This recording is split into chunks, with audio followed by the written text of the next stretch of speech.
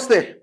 Telangana municipal ఎన్నికల కోసం పవన్ కళ్యాణ్ ప్రచారానికి రాబోతున్నారు. సో ముఖ్యంగా బీజేపీ జనసేన పొత్తు చాలా స్ట్రాంగ్ గా మారాలి అని చెప్పేసి ఇటు ఎవరైతే తెలంగాణ బీజేపీ అధ్యక్షుడు ఉన్నారో రామచంద్రరావు, కిషన్ రెడ్డి వీళ్ళిద్దరూ కూడాను పవన్ కళ్యాణ్ కలిశారు. ఎందుకంటే పవన్ కళ్యాణ్ హైదరాబాద్ వచ్చినప్పుడు ఈ యొక్క మున్సిపల్ ప్రచారానికి ఏదైతే మున్సిపల్ ఎన్నికల ప్రచారానికి జనసేన అభ్యర్థులు ఎక్కడెక్కడి నుంచి ఉంటారో వాళ్ళని గెలిపించాలి అని చెప్పేసి ఎవరైతే కార్యకర్తలకు కానీ లేదంటే ఓటర్స్ కానీ అడగడానికి ప్రచారానికి వచ్చినప్పుడు పవన్ కళ్యాణ్ మాకు కూడా ప్రచారం చేయండి, బీజేపీకి కూడా మద్దతు ఇవ్వండి అని చెప్పేసి కిషన్ రెడ్డి అలాగే రామచంద్రరావు అడగడంతో పవన్ కళ్యాణ్ కూడా ఓకే చెప్పారు. సో జనసేన అధినేత పవన్ కళ్యాణ్ 7-8 తేదీల్లో ఈ నెల 7-8 తేదీల్లో తెలంగాణలో మున్సిపల్ ఎన్నికల ప్రచారానికి వస్తా ఉన్నారని చెప్పేసి తెలంగాణ జనసేన పార్టీ ఇన్ఛార్జ్ శంకర్ గౌడ్ కూడా తెలిపారు. అయితే ఆంధ్రప్రదేశ్ ఉప ముఖ్యమంత్రి జనసేన అధ్యక్షుడు పవన్ కళ్యాణ్ తెలంగాణ మున్సిపల్ ఎన్నికల్లో జనసేన మరియు బీజేపీ అభ్యర్థుల తరఫున ప్రచారం చేయనున్నారు. అలాగే ఫిబ్రవరి 7 మరియు 8 తేదీల్లో పవన్ కళ్యాణ్ ప్రచారంలో పాల్గొంటారని చెప్పేసి జనసేన బుధవారం ఒక ప్రకటనలో తెలిపిందనమాట. అయితే తెలంగాణ ప్రయోజనాలను దృష్టిలో ఉంచుకొని క్షేత్రస్థాయిలో పార్టీలను బలోపేతం చేసేందుకే జనసేన బీజేపీ అభ్యర్థులు స్నేహపూర్వకమైన వాతావరణంలో బరిలోకి దిగారని చెప్పేసి పార్టీ కూడా తెలిపింది.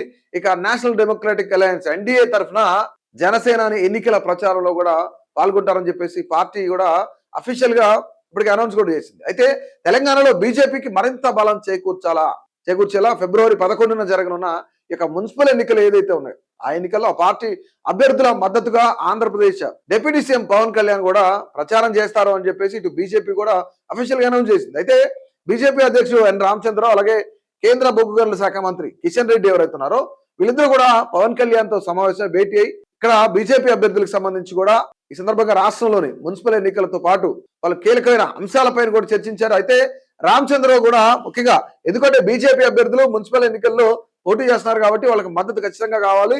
ఇటు ఎందుకంటే కూటమి ప్రభుత్వం ఆంధ్రప్రదేశ్ లో ఏ విధంగా ఉందో అంటే సెంట్రల్ లోనేమో బీజేపీ కూటమి, ఇక్కడేమో ఆంధ్రప్రదేశ్ లో కూటమి ఉంది కాబట్టి డబుల్ ఇంజిన్ సర్కార్ అభివృద్ధి వైపు నడుస్తుంది అని చెప్పడానికి పవన్ కళ్యాణ్ అయితే కరెక్ట్ సెంటర్ పాయింట్ ఉంటాడని చెప్పేసి పవన్ కళ్యాణ్ కూడా అడగడంతో ఖచ్చితంగా పవన్ కళ్యాణ్ కూడా ఒప్పుకున్నారనమాట. అయితే గతంలో కూడా అసెంబ్లీ ఎన్నికల్లో కూడా ఏదైతే కొన్ని నియోజకవర్గాల్లో కుకట్పల్లి కానీ లేదంటే ఇలాంటి నియోజకవర్గాల్లో జనసేన అభ్యర్థులు పోటీ చేసినప్పటికీ కూడా స్వల్ప ఓట్లు మాత్రమే, అంటే ఒక 4,000 ఓట్లు లేదంటే మొత్తం ఓవరాల్ చూసుకుంటే ఎక్కడ చూసినా 10,000 ఓట్ల లోపే వాళ్ళందరికీ రావడం కూడా జరిగింది. కొన్ని చోట్ల డిపాజిట్లు కూడా రాలేదు, అది వేరే విషయం. కానీ మున్సిపల్ ఎన్నికల్లో, స్థానిక సంస్థల ఎన్నికలు, మున్సిపల్ ఎన్నికల్లో ఖచ్చితంగా జనసేన అభ్యర్థులంతా కూడా గట్టి పోటీ ఇస్తారు, గెలిచే అవకాశాలు ఉంటాయని చెప్పేసి ఇటు శంకర్ గౌడ్ ఎవరైతే తెలంగాణ జనసేన పార్టీ ఇన్ఛార్జ్ ఉన్నారో శంకర్ గౌడ్ కూడా తెలియజేశారు. అయితే పవన్ కళ్యాణ్ వస్తే గనక నిజంగానే గతంలో మనం మహారాష్ట్ర ఎన్నికలు జరిగేటప్పుడు ఆయన ప్రచారానికి తీసుకెళ్ళడం చూసాం. కర్ణాటక, తమిళనాడు బీజేపీ తరఫున మాట్లాడడానికి ఆయన వెళ్ళారు. సో నిజంగానే అక్కడ మహారాష్ట్రలో గేమ్ చేంజర్ అయినట్లు తెలంగాణలో ఏమైనా మున్సిపల్ ఎన్నికల్లో పవన్ కళ్యాణ్ సత్తా చాటగలుగుతారా? మున్సిపల్ ఎన్నికల్లో ఆయన వచ్చి ప్రచారం చేస్తే తెలంగాణ ప్రజలు నమ్ముతారా? ఇంకో విషయం ఏంటంటే ఇక్కడ టిపిసిసి ప్రెసిడెంట్ మహేష్ కుమార్ గౌడ్ ఏం చెప్తున్నారంటే గతంలో ఆయన తెలంగాణను తక్కువ చేసి మాట్లాడారు.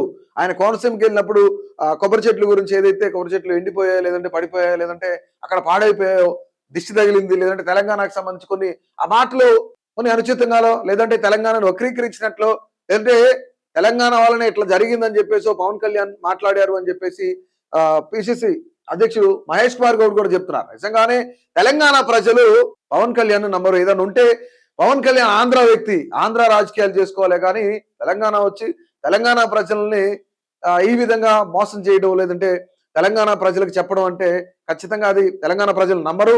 పవన్ కళ్యాణ్ ఆంధ్రాకి సంబంధించిన వ్యక్తే కాబట్టి ఆయన అక్కడ రాజకీయం చేసుకోవాలి తప్ప తెలంగాణలో రాజకీయం చేయడానికి వీల్లేదు. అయినా ఇక్కడికి వచ్చినా సరే పవన్ కళ్యాణ్ ని ప్రజలు ఆహ్వానించారు, ఖచ్చితంగా తిరస్కరిస్తారు, వ్యతిరేకిస్తారు. ఎందుకంటే గతంలో ఇది ఆత్మగౌరవానికి సంబంధించింది. ఎందుకంటే తెలంగాణ అనేది ఎప్పుడు కూడా మేము ఆత్మగౌరవంగానే చూసుకుంటాం. అలాంటి తెలంగాణ గురించి పవన్ కళ్యాణ్ వక్రీకరించి మాట్లాడారు. తెలంగాణ వల్ల ఇదంతా జరిగిందని చెప్పారు.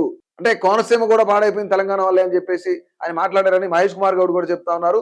సో ముఖ్యంగా ఇక్కడ మనం చూసినట్లయితే ఈ యొక్క మున్సిపల్ ఎన్నికల్లో 11వ తేదీన జరిగే మున్సిపల్ ఎన్నికలు ఏవైతుందో ఈ మున్సిపల్ ఎన్నికల్లో జనసేన అభ్యర్థులు గెలిచే అవకాశం ఉందా లేదా? అసలు ఇక్కడ 116 మున్సిపాలిటీలు, 7 మున్సిపల్ కార్పొరేషన్లకు సంబంధించి జనసేన అభ్యర్థులు కొన్ని చోట్ల బరిలో ఉన్నారు.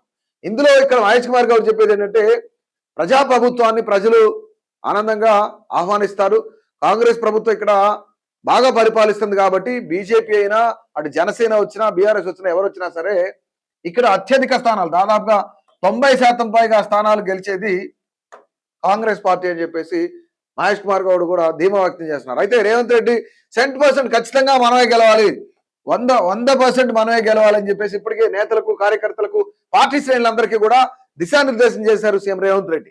కానీ ఇప్పుడు తెలంగాణలో పవన్ కళ్యాణ్ వస్తే ఏమన్నా గేమ్ చేంజర్ అవుతాయి. ఈ యొక్క 116 మున్సిపాలిటీల్లో అలాగే 7 మున్సిపల్ కార్పొరేషన్ లో గన జనసేన బీజేపీ కలిసి పోటీ చేస్తే ఏమన్నా సత్తా చాటే అవకాశం ఉందా? రానున్న మున్సిపల్ ఎన్నికల్లో ఎక్కువ అత్యధిక స్థానాలు ఎవరు గెలవబోతున్నారు? కాంగ్రెసా, బీఆర్ఎస్ఆ, బీజేపీ, జనసేన కలిసి పోటీ చేసిన పరిస్థితి ఏంటనేది మీ యొక్క అభిప్రాయాన్ని అయితే తప్పకుండా తెలియజేయండి.